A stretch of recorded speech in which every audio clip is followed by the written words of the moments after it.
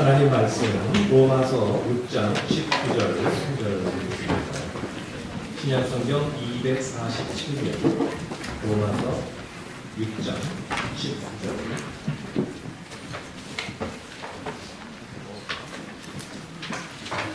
제가 보여드립니다.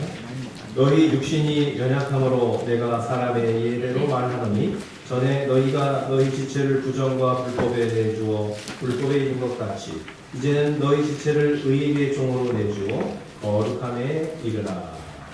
아멘. 우리들의 신앙에 있어서 섬세한 교정이 필요한 이런 신앙의 오해 부분입니다. 오늘은 마지막 6번째 시간으로 신본주의 신앙관에 대해서 한번 말씀을 드리려고 합니다. 신본주의의 반대말은 인본주의죠. 우리의 도식 속에는 신본주의는 좋은 거, 인본주의는 나쁜 거, 그런 어떤 분명한 도식이 우리 안에 잘 잡고 있습니다. 자, 신본주의는 당연히 좋은 것입니다. 하나님 중심의 신앙관이니까요. 하지만 신본주의라는 그 신본주의를 표방하는 신앙 안에도 함정은 있다. 오늘 말씀을 드립니다. 자, 흔히 신본주의 신앙이라고 하면요, 우리가 하나님 중심인 건 좋은데 인간의 상식과 이성을 항상 초월한다라고 하는 오해가 있는 것이 사실입니다. 자, 한 예를 들면 이런 거죠. 하나님을 기쁘시게 하는 하나님 중심의 신앙생활. 자, 나는 그런 하나님 중심의 하나님이 제일 우선이다. 하나님 제일주의다. 그런 신앙관을 가진 신자들 가운데 사람에게 비유를 맞추는 것이나 예의범절을 지키는 것은 불필요한 행동이라고 믿는 사람들이 가끔 있습니다. 한 예를 들자면 어느 목사님이 이렇게 이야기하는 것을 들은 적이 있습니다. 제가 간혹 목사님들의 좀 예를 드는데요. 그거는 목회자를 폄하하거나 다른 목회자는 다른 비판하는 그런 뜻이 아니에요. 이 성도들, 크리스찬들의 모든 실수를 가장 대표하는 것 같아요. 목사들이. 그런 뜻에서 제가 예를 드는 것입니다. 이렇게 얘기를 하시는 걸 제가 들었어요. 교회에 갔더니 만나 성도들이 나한테 이렇게 얘기를 하더라고. 아니, 다른 목사님들은 그냥 얼마나 스윗하고 그냥 나이스하신지 입에 혀같이 그냥 이렇게 부드러우신데 지금 목사님은 이렇게 뻣뻣하세요. 그런 이야기를 했다는 거예요. 그런데 그분이 이렇게 얘기하는 거예요. 아니, 그렇게 얘기들을 하더라고. 그러나 내가 하나님의 종으로서 하나님을 기쁘시게 한 사람이지 내가 사람을 기쁘게 하랴 하나님을 기쁘게 하랴. 내가 사람의 종이야 하나님의 종이지. 그렇게 얘기를 하시는 거예요. 근데 제가 들을 때는 그거고 하나님 종이면 좋은 거고 우리가 약한 부분은 인정을 해야 되는 거 아닌가? 저는 솔직히 그렇게 저도 이렇게 뻣뻣한 편이지만 저는 뻣뻣한 거를 알아요, 제가. 그렇기 때문에 저는 부인하지 않습니다. 죄송하다고 그랬죠. 자, 이렇게 이제 하나님 중심이라는 거를 자신의 약점을 하나님 중심이라는 걸로 해가지고 이렇게 미화시키는 거 아닌가. 또 한 가지 예를 들자면 이것도 목회자 예인데 어느 목사님이 목사님들을 이렇게 앉혀놓고서 호통을 치는 걸 제가 한번 들은 적이 있어요. 뭐라고 호통을 치냐면 그 목사님들이 한 번은 예전에 장로님들이 이렇게 한 행사에 찬조로 이렇게 출연을 했습니다. 장로님들이 하는 행사 속에서 목회자들이 가서 특송을 해드렸는데 왜냐면 좋은 거죠. 지역에 있는 장로 목사가 서로 하나가 되어지고 하나님을 찬양하는 긍정적인 신앙적인 일을 하면 얼마나 좋습니까? 아름다운 거죠. 그래서 교회가 시끄럽고 싸우고 당회가 싸우고 그게 아니라 그게 정말 좋은 뜻으로 한 거죠. 그런데 그분은 안 나가십니다. 나중에 하는 얘기가 목사라고 하는 사람들이 만약 장로를 불러리라 서고 앉았고 그따위를 하냐. 막 호통을 치는 거예요. 그걸 들으면서 저건 아닌데 저건 아니고 상당히 좀 삐뚤어져 있다 신앙이. 하나님 중심이라는 게 우리가 주의 종이니까 사람들과 잘 지내지 않아도 되고 그저 하나님 일만 하면 되는 것인가 좀 이런 생각을 갖게 됐습니다. 자, 그런데 이것은 목회자만이 아니라 우리 크리스찬들에게서 스스로 보수적이라고 생각하시는 분, 스스로 신본주의적인 신앙이라고 생각하시는 분들 중에서도 이런 비슷한 실수를 많이 합니다. 뭐 이런 예를 들 수 있습니다. 정의와 진리를 수호하기 위해서는 우리가 사랑쯤은 희생해도 된다는 착각을 종종 하는 것입니다. 자, 이것이 진리라고 하면요, 내가 진리를 막 정의의 편에 섰다고 하면요, 우리가 함부로 막 혈기를 부려도 되고, 정의를 수호하고 진리를 지키기 위해서는 우리가 막 뭐 다른 사람에 대해서 함부로 이야기해도 되고, 그건 아니잖아요.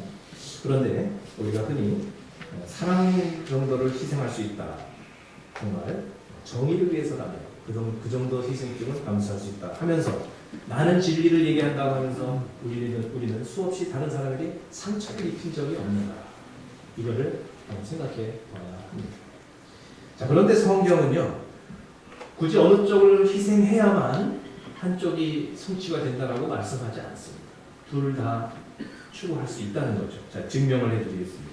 고린도전서 13장 6절을 보시면, 사랑은 불의를 기뻐하지 아니하며 진리와 함께 기뻐하고, 이겁니다.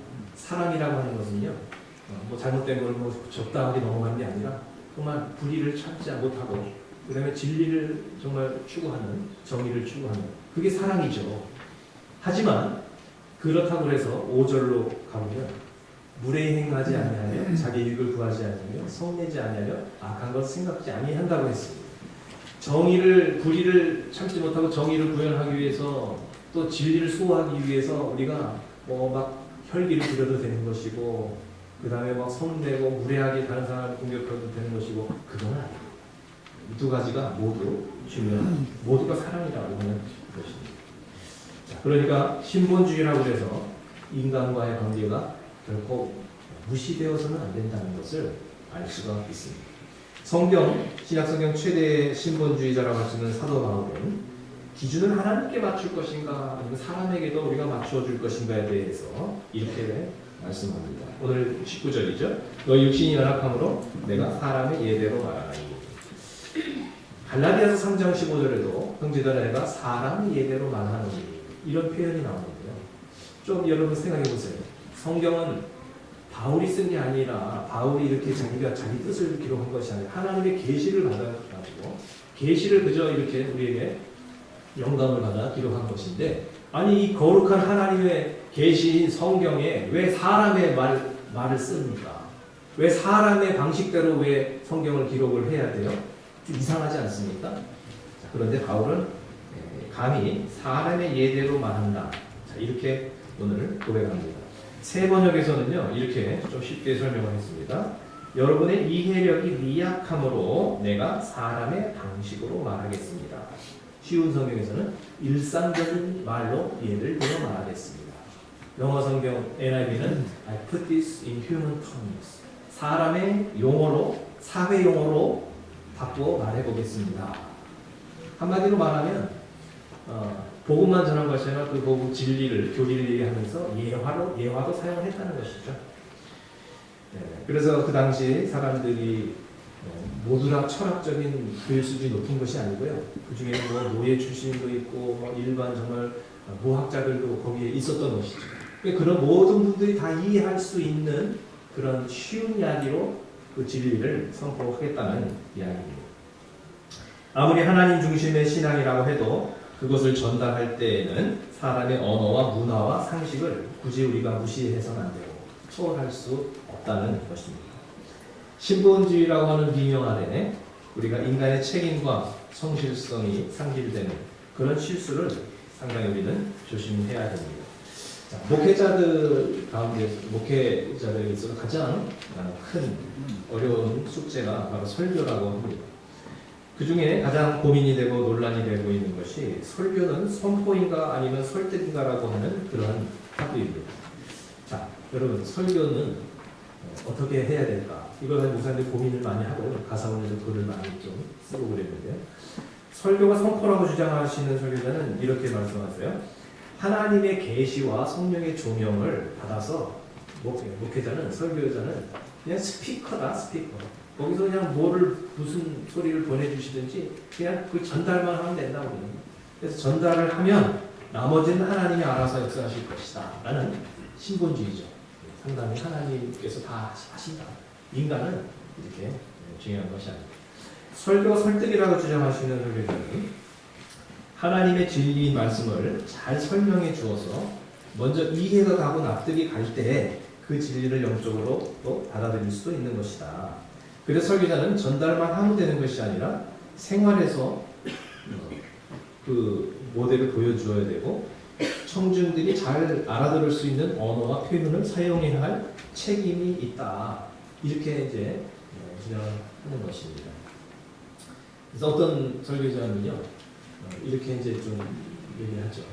여러분 본인은 이제 이렇게 상당히 그 어떤 다른 사람들에게 본이 되는 삶을 할 일을 못한다든지 그렇게 하고요. 설교를 하면서 여러분 저를 보지 마세요. 하나님 말씀만 들으세요.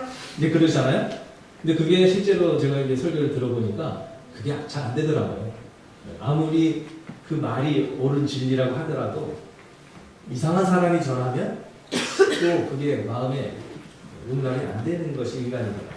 그래서 아무리 내용이 옳다 하더라도 올바른 삶을 살면서 그것을 가르치거나 그것을 전해야만 사람들이 받아들일 수가 있다. 그것을 알게 됩니다. 가정교회 목회자들 같은 경우는 믿음이 약하거나 또 믿음이 없는 청중들이 많기 때문에 교회 안에 그렇기 때문에 청중들을 감안해서 어떤 설득적인 측면을 중요하게 생각을 합니다. 자, 물론 설교에는 하나님의 계시와 선포라는 그런 측면과 또 이것을 설득해야 된다는 측면이 잘 조화를 이루어야 됩니다. 둘 다 필요한 거죠. 저 나름대로 이렇게 한번 정리를 해왔습니다. 나 자신은 평소에 신본주의로 살다가 다른 사람을 대할 때는 인본주의로 대화를 하는 것이 좋겠다. 설교 준비는 철저하게 신본주의로 하나님께 맞춰서 계시를 받으려고 했어요.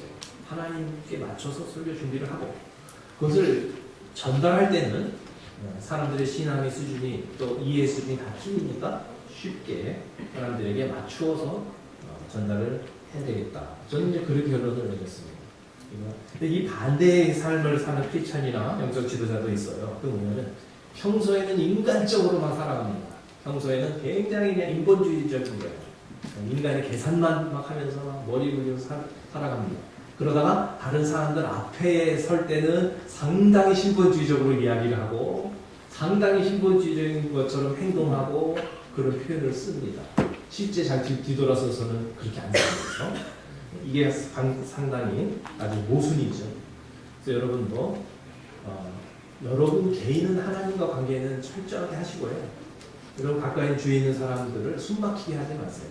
그 사람들한테 편하게 인간미 있게 인간적으로 정말 편한 그런 사람이 되시고요. 뭐 부부 사이도 마찬가지고 부모가 자식에게도 마찬가지고 신앙을 강요하고 하나님을 강요하고 그러면은 오히려 역효과입니다. 상당히 마음에서 반발심이 일어나죠.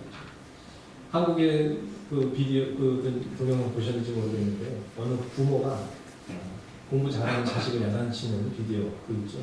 자식이 정말 공부 열심히 잘하는 거예요. 전교 1등을 했어요. 전교 1등. 정말 처음에 전교 1등 해가지고 성적표를 받아왔어요. 너무너무 그냥 엄마한테 칭찬받고 싶겠죠. 근데 엄마가 그걸 보더니 탐탁치 않게 얘기해가지고 그러면서 거 봐. 하니까 되네. 그동안은 왜 못했어? 말해봐. 이렇게 야단을 치는 엄마의 모습이 나오죠. 제가 볼 때는 좀 정신병자 같아요. 제 정상이 아니에요. 우리가 사람들에게 강요를 하거나 또는 우리의 생각, 우리의 그 중심 속에서 하는 사람들에게 막 이거를 주입을 하려고 하면 오히려 정말 반발심만 생기게 됩니다. 자, 그래서 목장에서는요, 신본주의적인 거룩한 분위기보다는 따뜻한 인간미를 추구하는 것이 전도에 도움이 됩니다. 그러니까 목장에서 너무 막 그냥 하나님 그러지 마시고 하나님 중심을 그거는 여러분이 그냥 개인 영성 시간에 이렇게 하시면 됩니다. 그래서 목장에서는 뭐 예배나 무슨 성경 공부나 이런 것보다 교제를 더 강조를 하고 있습니다. 그래서 여러분이 하나님 중심에 투철한 신앙은 개인 영성 시간에 개인 기도 많이 하세요. 개인 기도 많이 하시고 그리고 교회 연합 예배 잘 나오시고 상 공부에 잘 참여하시고 그러면서 하나님 중심의 걸 추구하시면 되고요. 막 목장까지 가가지고 막 그냥 막 뜨겁게 뭘 해야지 된다고 그런 강박관념에서는 벗어나시면 좋겠습니다. 그게 믿음이 없는 분들한테는 도움돼요. 그래서 우리가 그분들에게 맞추어 드리는 거예요. 자, 교회가 신본주의로 가면 무조건 모든 것이 다 해결이 되는 것은 아닙니다. 교회가 가정교회를 전환해서 가사원의 정의원이 되었다고 해서 갑자기 막 그냥 영혼본이 되고 갑자기 신약교회가 회복되고 그럴 줄 아는데 사실 그렇지는 않아요. 하나님을 전적으로 의지하고 나간다고 해서 우리들의 삶의 문제들이 마술처럼 펑펑펑 다 그냥 한꺼번에 막 해결되고 그런 건 아니지 않습니까? 자, 시간이 필요한 거죠. 자, 여기 화면에 한 그 어선이 있습니다. 어선을 한번 붙여봤습니다. 일명 고깃배, 일명 통통배. 아주 엔진이 뭐 보잘것없겠죠. 자, 그런데 이 배가 그 멀리 나갔다가 말이죠. 엔진이 고장나서 보조 엔진마저 안 되면 거기서 정말 구조를 요청해야 되는 그런 좀 노후한 이런 배라고 생각해 보시기 바랍니다. 전쟁이 나가지고 군인에서 물자를 수송하는데 이 민간인 배까지도 다 지금 필요하다. 그래가지고 군인들이 접수를 했다고 생각해 보세요. 군용이라고 이렇게 써가지고 말이죠. 뭐 대충 이렇게 군 재산을 이렇게 많이 했다고 해서 갑자기 이 통통배 고깃배가 자 다음 갑자기 저 전투함이 되지는 않죠. 아무리 군용이라고 색깔을 칠하고 아무리 정말 그 정체성이 바뀌었다고 할지라도 갑자기 고깃배가 전투함이 되지는 않듯이 말이죠. 우리들이 교회의 정체성을 바꿨죠. 영혼번호 제도 삼고 신약교회 회복이다. 그렇게 우리가 정체성의 변화가 일어나서 올바른 방향으로 가려고 애를 쓴다 할지라도 여전히 선체는 수리해야 되고 여전히 도색도 해야 되고 여전히 엔진은 고장나고 그러면 또 리빌트를 해야 되고 그러면서 끊임없이 문제를 해결해 나가야지 배가 가는 것이지 갑자기 소속이 바뀌고 정체성이 바뀌고 이름이 바뀌었다고 해서 모든 게 다 해결이 되지 않는다는 거죠. 그래서 우리가 일반 목회에서 필요한 것들이 가정교회에서도 여전히 요구가 됩니다. 예배가 중요하죠. 우리도 중요합니다. 찬양이 중요합니다. 행정도 중요하고 시설도 중요하고 소통하는 리더십도 매우 중요합니다. 그런 게 없으면 아무리 가정교회도 망할 수 있다는 거죠. 요즘 여러분 아무리 내가 신통방통해도요 소통을 못하면 리더십은 망합니다. 그래서 기도도 많이 하셔야 되지만 여러분이 사람은 소통을 잘 해야 되죠. 여러분 나는 신통방통하니까 괜찮아. 기도는 아닙니다. 끊임없이 대화를 하셔야 되고요. 소통을 해야 됩니다. 교회 운영을 주먹구구식으로 해야 그것이 기도하는 것이고 영성이 있고 카리스마가 있는 거라는 그런 착각을 한 적도 있습니다. 옛날에 제가 어릴 때만 해도 뭐 이런 게 어디 있어요. 이런 것도 없고 뭐 주보도 그냥 이렇게 막 등사를 이렇게 막 밀어가지고 하기도 하고 막 그랬거든요. 그러니까 사무총회를 해도요 굉장히 어설펐습니다. 사무총회도 어떤 식으로 하면 여러분 옛날에 그 궤도 아시죠? 궤도 이렇게 스탠드 세워놓고 이렇게 종이 한 장 이렇게 도화지 큰 거 넘기는 거 말이죠. 주일학교에서도 그 노래 부를 때 그거 하나씩 선생님이 위에 넘기면서 이렇게 노래하고 그랬는데 사무총회도 그렇게 했던 기억이 나요. 여기 앞에서 쭉 집사님을 보여주시고 넘기면서 지난해 이렇게 대충 이렇게 줄거가지고 이렇게 해가지고 얼마였습니다. 또 넘기고 이렇게 했는데 요즘 그렇게 하면 되겠습니까? 요즘 말도 안 되죠. 중국구구식으로 그렇게 할 수가 없습니다. 요즘은 굉장히 투명하게 상당히 세상의 어떤 단체하고 비교해도 이렇게 손색이 없게 그렇게 요즘 해야 됩니다. 아무리 신본주의 신자라고 하더라도 인간으로서 조심하고 지켜야 할 것들은 우리가 노력을 해야 되고 잘 해야 된다. 그것이 우리가 신본주의를 좀 오해하지 않아야 될 부분입니다. 자, 특히 오늘 본문에서 바울은 믿음이 연약한 사람을 대할 때 더욱 그렇게 했고요. 뭔가 이해력이 부족해서 대화가 잘 통하지 못하는 사람과의 관계 속에서 너무 신본주의를 강조하지 않았다는 것입니다. 그러니까 여러분은 신앙생활을 오래 했기 때문에 무슨 얘기를 해도 다 알아들어요. 그런데 신앙생활을 지금 처음 시작하시는 분은요, 조금만 어려운 신앙적인 얘기 하면요, 몰라요.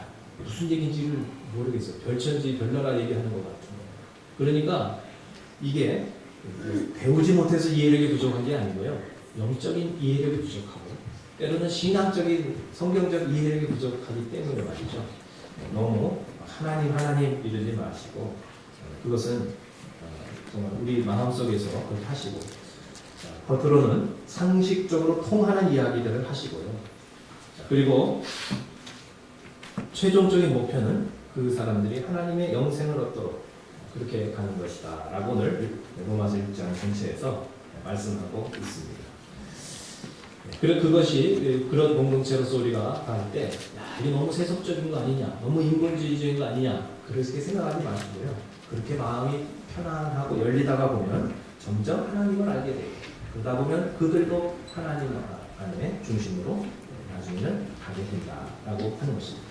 사랑하는 여러분, 여러분의 신앙이 철저하고 하나님 중심인 거 다 좋습니다. 그러나 그것이 다른 사람을 숨막히 하지 마시고 그것이 다른 사람에게 상처를 주지 않게 하시기를 바랍니다. 속으로 철저하게 하나님 중심으로 사세요. 그냥 여러분 그렇게 하나님 중심으로 철저하게 의지하고 기도 생활을 하세요. 그러나 겉으로는 여러분 정말 상식이 통하는 사람, 대화하고 싶은 사람이 되시기를 바라고 이해가 약하고 믿음이 약한 사람들에게 여러분이 맞추어 주시고 그분들의 관심과 그분들의 수준에 여러분이 맞추어서 나아가시는 성숙한 크리스찬들이 되시기를 주님의 이름으로 축원드립니다.